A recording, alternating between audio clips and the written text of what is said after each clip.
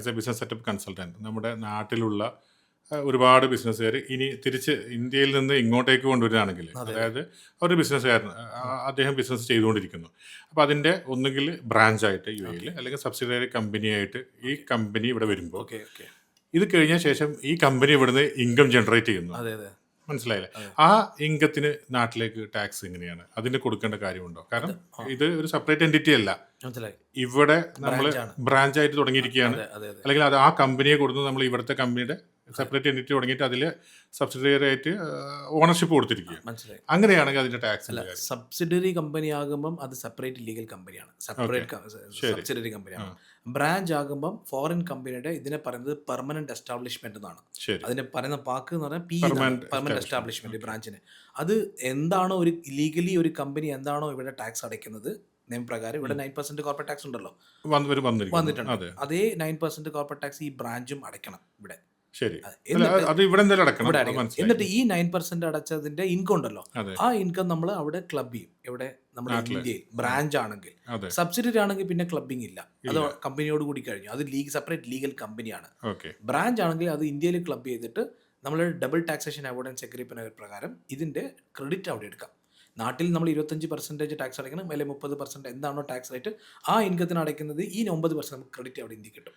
അപ്പൊ ബാക്കി അടച്ചാൽ മതി എന്നാണ് സാർ ബാക്കി അടച്ചാൽ ഉദ്ദേശിക്കുന്നത്? മതി. മതി. പക്ഷെ അടച്ചേ പറ്റൂ. അടയ്ക്കണം, പിന്നെ അടയ്ക്കണം. ബ്രാഞ്ച് ആവാൻ നേരത്ത് അതുകൊണ്ടാണ് പലപ്പോഴും ആളുകൾ ഈ ബ്രാഞ്ചിനോട് താല്പര്യം പ്രകടിപ്പിക്കാതെ സെപ്പറേറ്റ് എൻറ്റിറ്റി മതി. നോർമലി ബ്രാഞ്ച് ആരും പ്രകടിപ്പിക്കില്ല, കാരണം ഇവിടുന്ന് ഒരു പ്രോഫിറ്റ് ജനറേറ്റ് ചെയ്യാനാണല്ലോ നമ്മൾ ഇൻകം ഉണ്ടാക്കുന്നത്. അതെ അതെ. ആ ഇൻകത്തിന് അവിടെ കൊണ്ടുപോയി 30% ടാക്സ് ഞാൻ അടയ്ക്കാൻ ഈ അടുത്തത് ഒരു ഇൻഫോസിസുമായി ബന്ധപ്പെട്ട അത്തരത്തിലുള്ള വലിയൊരു ടാക്സ് അടക്കാനുള്ളൊരു നോട്ടീസ് വന്നു എന്നുള്ള ഒരു ന്യൂസ് മീഡിയയിൽ കണ്ടപ്പോഴാണ് ഇതിനെക്കുറിച്ച് കൂടുതൽ ചോദിക്കണം തോന്നിയത്. മനസ്സിലായോ? പിന്നെ വേറെ സാറിൻ്റെ ഞാൻ അങ്ങോട്ട് ചോദിക്കുകയാണ്, NRIs സാധാരണ ചെയ്യുന്ന ഒരു കോമൺ മിസ്റ്റേക്സുകൾ സാർ ശ്രദ്ധിച്ചത് എന്തെങ്കിലും ഉണ്ടോ? അല്ലെങ്കിൽ അത് നമുക്ക് എങ്ങനെ ഒഴിവാക്കാമെന്നുള്ള മറ്റെന്തെങ്കിലും മിസ്റ്റേക്കുകൾ കോമൺ ആയി? അല്ല, നോർമലി NRI ചെയ്യുന്ന മിസ്റ്റേക്ക് എന്ന് പറഞ്ഞാൽ ഇവിടെ ജീവിക്കുന്ന സമയത്ത് നമുക്കൊരിക്കലും ഇത് ടാക്സിന്റെ നെറ്റ്വർക്കിലേ വരുന്നില്ല, എസ്പെഷ്യലി ഗൾഫ് NRI.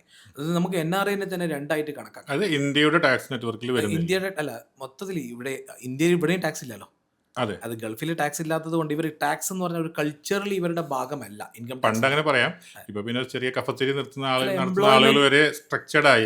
എംപ്ലോയ്മെന്റിലുള്ള NRIs ഒന്നും ഒരിക്കലും ടാക്സിന്റെ സിസ്റ്റത്തിന്റെ അകത്ത് വരുന്നില്ലല്ലോ ഇവിടെ ഗൾഫിൽ. അപ്പൊ ഈ ഗൾഫിൽ ഈ ഒരു സിസ്റ്റത്തിൽ വരാത്തവര് ഇന്ത്യയിൽ പോകുമ്പോൾ ഇതവർക്ക് ഒരു പുതിയ ന്യൂസാണ്, ഇതുവരെ അടയ്ക്കാത്ത കാര്യങ്ങളൊക്കെ.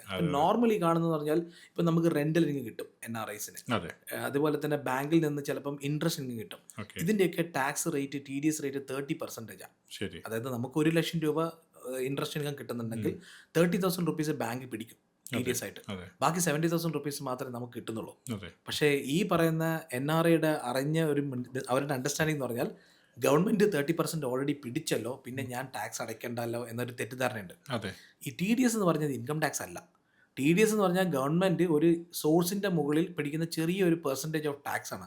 അത് നമ്മുടെ ഇൻകം ടാക്സ് അല്ല കേട്ടോ. ഈ പറയുന്ന ഇൻകം ടാക്സ് കാൽക്കുലേറ്റ് ചെയ്യുന്നത് 4 ലക്ഷം വരെ ടാക്സ് ഇല്ല ഇപ്പൊ പുതിയ നിയമപ്രകാരം. 4 മുതൽ 8 വരെ 5%, 8 മുതൽ 12 വരെ 10%, അങ്ങനെയാണ് ടാക്സിന്റെ ബ്രാക്കറ്റ്. ഐഡിയലി ശരിക്കും പറഞ്ഞാൽ 30,000 രൂപ റീഫണ്ടബിൾ ആണ്. ടാക്സ് റിട്ടേൺ ഫയൽ ചെയ്താൽ മുഴുവൻ പൈസ എനിക്ക് റീഫണ്ട് കിട്ടും, റീഇംബേഴ്സ്മെന്റ്. പക്ഷെ മിക്ക ആൾക്കാരും ചെയ്യാറില്ല. അതൊരു വലിയ കാര്യമായിട്ടാണ് ഞാൻ പറഞ്ഞുകൊണ്ടിരിക്കുമ്പോൾ തന്നെ ഞാൻ ആലോചിച്ചത്, ശരിയാണല്ലോ TDS പിടിച്ചു കഴിഞ്ഞാൽ ബാങ്കിൽ ശരിക്കും അത് ബാങ്ക് ഇൻഫോം ചെയ്ത് കൺസൾട്ടൻസി കൊടുക്കണം അല്ലേ ഓരോരുത്തർക്കും? പറയണം. ഞാൻ പറയാറുണ്ട്, 2 പേര് വിചാരിച്ചാൽ ഇന്ത്യ നന്നാവും. ഒന്ന് ടീച്ചർ വിചാരിച്ചാലും നന്നാവും, ഒന്ന് ബാങ്ക് വിചാരിച്ചാലും നന്നാവും. ഒന്ന് ഫിനാൻഷ്യൽ എഡ്യൂക്കേഷനും, ഒന്ന് നമ്മുടെ കൃത്യമായ ഒരു ഫിനാൻഷ്യൽ എഡ്യൂക്കേഷൻ നമ്മുടെ കുട്ടികൾക്ക് കിട്ടുന്നില്ല എന്ന് സാറിന് തോന്നിയിട്ടുണ്ടോ സ്കൂളുകളിലോ അതല്ലെങ്കിൽ കോളേജസിലോ? അബ്സല്യൂട്ട്ലി.